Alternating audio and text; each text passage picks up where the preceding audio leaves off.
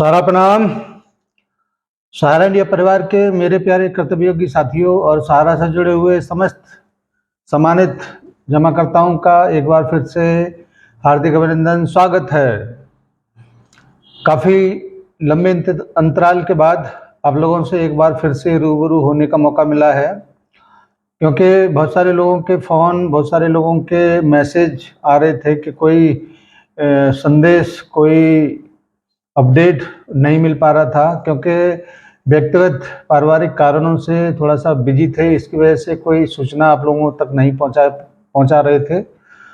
और जब थोड़ा सा समय मिला है तो आपके बीच में जो वर्तमान में चल रहा है उसका थोड़ा सा अपडेट आप लोगों के बीच में रखना है।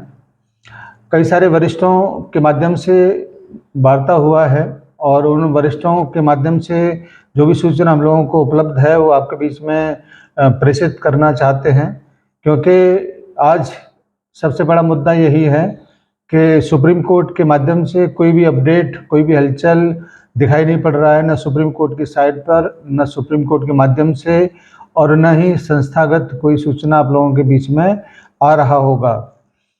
इसका मतलब ये हुआ कि सब कुछ शांत है। दोस्तों, मैं आपको याद दिलाना चाहूँगा कि 2020 से लेकर 2023 तक बहुत ही कम सुनवाई या बहुत ही कम डेट आप लोगों को सुप्रीम कोर्ट के माध्यम से मिला था। उस 2-3 सालों के बीच में किस प्रकार से हम लोगों ने आपने इंतज़ार करते हुए इन सारी परेशानियों को व्यतीत किया था। लेकिन अभी फ़िलहाल विगत कुछ समय से लगातार सुनवाइयाँ सहारा इंडिया से संबंधित, सहारा सेवी विवाद से संबंधित हो रहा था, तो हमको ये लगने लगा था कि अब जल्दी ही इस मामले का समापन हो जाएगा। और फिर अचानक से ऐसा क्या हुआ कि 12 फरवरी के बाद किसी भी प्रकार का कोई भी हेयरिंग नहीं हुआ, कोई भी सुनवाई नहीं हुआ और न ही कहीं से कोई अपडेट आया। 12 फरवरी को जो भी सुनवाई हुआ था, जो भी आदेश हुआ था, उसके बाद कोई भी अपडेट आपके बीच नहीं है। और सुप्रीम कोर्ट की साइट को देखने के बाद ये प्रतीत होता है कि जो उस केस की कैटेगरी 3 जजों का मैटर से थी, वो कैटेगरी भी एक तरीके से बदला जा चुका है। इसके बारे में मैंने आपको एक वीडियो में भी बताया था क्या कारण था। उसमें 1952 एक्ट के तहत, 1956 एक्ट के तहत कुछ बदलाव हुआ है, जिसमें सेबी की तरफ से जो भी अपडेट माननीय सुप्रीम कोर्ट को दिया गया है उसी के बिहाफ पर वो कैटेगरी भी बदल दिया गया है।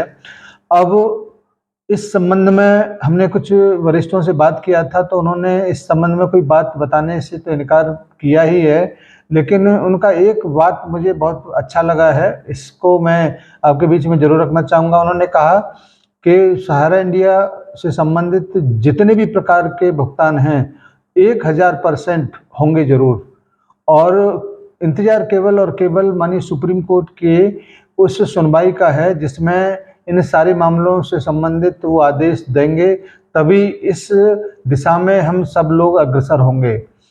साथियों, आप इस वक्त कितने परेशान हैं, इसको आपको कमेंट में लिखने की ज़रूरत नहीं है, क्योंकि उस परेशानी को हम बेहतर तरीके से जानते हैं, चाहे वो जमाकर्ता हो, चाहे वो कार्यकर्ता हो। और उन परेशानियों का निदान भी वर्तमान में सहारा इंडिया परिवार के पास या हमारे पास या किसी अन्य व्यक्ति के पास नहीं है। चाहे वो QR कोड कर कटोरा की जगह पर मांगने वाले लोग चंदाखोर ही क्यों न हों, और चाहे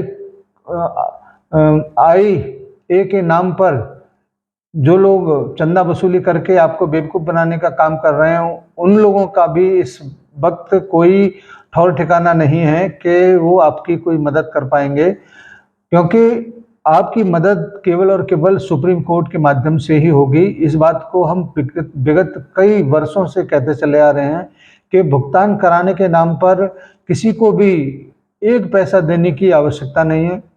आपकी IA लगाने के नाम पर भी आपको किसी को भी 1 रुपये देने की आवश्यकता नहीं है, क्योंकि कहीं से कोई समाधान आपको मिलेगा नहीं, क्योंकि समाधान जहाँ से होना है वो माननीय सुप्रीम कोर्ट है। सुप्रीम कोर्ट एक ऐसा प्लेटफॉर्म है जहाँ पर उसको कोई आदेश नहीं दे सकता, उसका जब शेड्यूल होगा उसका जो जजों का बेंच है उसका जो शेड्यूल होगा उसके माध्यम से ही वो सुनवाई भी करेगा और उसके माध्यम से ही वो आपको राहत भी देगा। अब इसमें ज़्यादा लंबा चौड़ा मामला खिंचता हुआ दिख नहीं रहा है, क्योंकि कैटेगरी बदल जाने के बाद बहुत सारी चीज़ें भी बदलेंगी और वो सब कुछ आपको तभी दिखाई देगा जब सुप्रीम कोर्ट की सुनवाई शुरू होगी। पिछले 2020 से 2023 के बीच में इतना बड़ा लंबा अंतराल रहा है, इसमें आप लोग हिम्मत को बनाए रखे हुए थे। तो मेरा आपसे फिर दोबारा से ये ज़रूर कहना है कि भले ही 1 महीना, 2 महीना, 3 महीना जितना भी समय लगेगा, वो सुप्रीम कोर्ट कभी भी इस मामले को लेकर बैठ सकता है और जिस दिन वो इस मामले को लेकर बैठेगा, वो निर्णायक बैठक होगी, निर्णायक सुनवाई होगी। इसीलिए आप निराश होंगे, हताश होंगे, उसके ऊपर कोई फ़र्क नहीं पड़ेगा। हाँ, आपके परिवार के ऊपर फ़र्क पड़ेगा, व्यक्तिगत तौर पर आपको फ़र्क पड़ेगा और आपके चारों साइड जो नेगेटिव माहौल क्रिएट करने वाले हैं, वो लोग आनंद लेंगे और आप एक तरीके से अच्छे पोजीशन में नहीं होंगे। इसलिए मेरा मानना है कि जब तक सुनवाई नहीं हो रहा है, तब तक आप लोग थोड़ा-सा इंतज़ार करें, थोड़ा धैर्य के साथ। धैर्य और हिम्मत की बात भी मैं लगातार कहता चला आ रहा हूँ। आप कहते हैं कि कब तक, कोई सीमा तो होगी, लेकिन क्या कर सकते हैं? क्या आप सुप्रीम कोर्ट को आदेश दे सकते हैं कि हमारा कल सुनवाई कर दो? क्या आप सरकार को कह सकते हैं कि हमारे मामले को जल्दी से निपटा दो? नहीं, क्योंकि हमारे पास वो पावर नहीं है, हमारे पास वो संसाधन नहीं है कि आपको इन लोगों को आदेश देने का राइट मिला हुआ हो। इसीलिए इंतज़ार करना ही हमारे लिए एक विकल्प है और वो आप किसी दूसरे के कहने पे करेंगे तो उसकी कीमत आप लोगों को देना है और वो कीमत क्यूआर कोड के माध्यम से कटोरा लेके जो लोग घूम रहे हैं उनको दे रहे होंगे। इससे बेहतर है कि सुप्रीम कोर्ट की सुनवाई का थोड़ा-सा वेट किया जाए, वहीं से आपको रास्ता मिलेगा, वहीं से आपको राहत भी मिलेगा। मैं इस बात को फिर से कहना चाहूँगा, एक डिसीजन सारे माहौल को बदल देगा। एक आदेश आपकी समस्त समस्याओं का समाधान कर देगा। एक आदेश आपके जितने भी संकट हैं उसको दूर कर देगा और वो कौन लेगा? वो सुप्रीम कोर्ट लेगा और मानिए सुप्रीम कोर्ट के आगे हम सभी नतमस्तक हैं, चाहे उसके बारे में कोई कितना भी कुछ भी बोले, लेकिन अंततः उसी के माध्यम से समाधान होगा।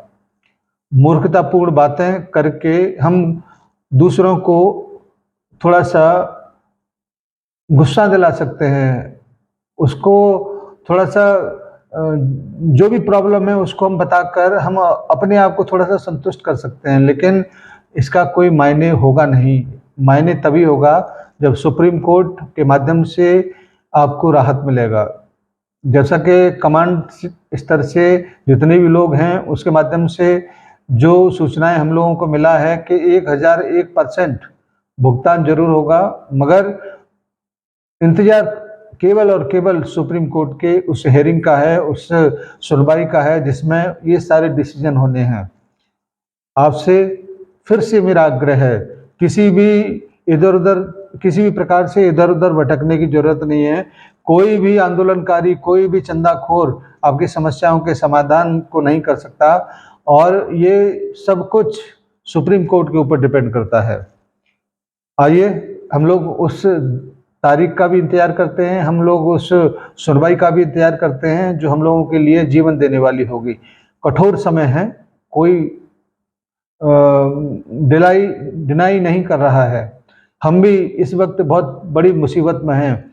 बहुत सारे कार्यकर्ता हों, चाहे वो जमाकर्ता हों, सभी लोग मुसीबत में हैं। आपस में एक दूसरे का सहारा बनें, आपस में एक दूसरे का हौसला बनाएं, तभी हम इस मुश्किल दौर से गुजर कर एक बढ़िया दौर की तरफ अग्रसर हो सकते हैं।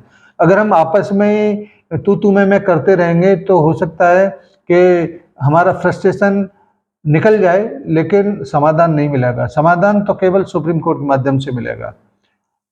मेरा समझाने का काम है, समझना ना समझना आपकी मर्ज़ी है। आप कितना कुछ लोगों को कहेंगे, जितना भी लोगों को कहेंगे, अपने आप को नुकसान पहुँचाएँगे। इसलिए अपने आप को नुकसान ना पहुँचाते हुए हम इंतज़ार करते हैं माननीय सुप्रीम कोर्ट की उस हियरिंग का और जब वो हियरिंग होगी आपके बीच में हम लोग उसकी सूचनाओं को लेकर ज़रूर आएँगे। तब तक थोड़ा-सा आप लोग इंतज़ार करिए। मैं भी अपने जो भी संसाधन मेरे पास हैं, जिन-जिन लोगों से मेरी बातचीत होता है, उन लोगों के माध्यम से आप लोगों के बीच में कुछ न कुछ सूचनाओं को लाने का प्रयास मैं ज़रूर करता हूँ। और मैं ये नहीं कहता कि वो लोग जो कहेंगे वो सत्य हो जाएगा या मैं जो कहूँगा वो सत्य हो जाएगा, लेकिन उम्मीद है कि हम लोग बात करते हैं तो कुछ न कुछ बात होती ज़रूर होगी, कुछ न कुछ समाधान निकलते ज़रूर होंगे। आज एक बुरे दौर से हम लोग गुज़र रहे हैं, बड़ा बुरा वक़्त है, इसमें कोई दो राय नहीं है, लेकिन वक़्त ही तो है, आज नहीं तो कल बदलेगा ज़रूर। धन्यवाद, आप सभी को सादर सारा प्रणाम और हमारे सभी निवेशक साथियों को सादर नमस्कार। जय हिंद, सादर सारा प्रणाम।